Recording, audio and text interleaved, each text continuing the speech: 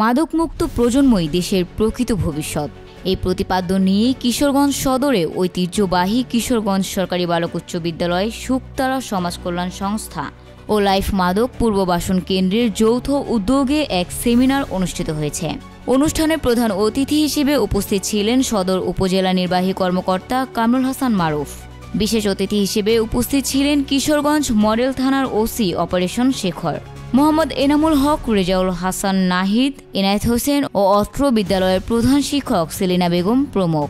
সেমিনারে বক্তারা বলেন, মাদক একটি পরিবার, সমাজ ও রাষ্ট্রের জন্য ভয়াবহ অভিশাপ। মাদকাসক্তি থেকে তরুণ সমাজকে রক্ষা করতে পরিবার, শিক্ষা প্রতিষ্ঠান ও সমাজের সবাইকে একযোগে এগিয়ে আসতে হবে।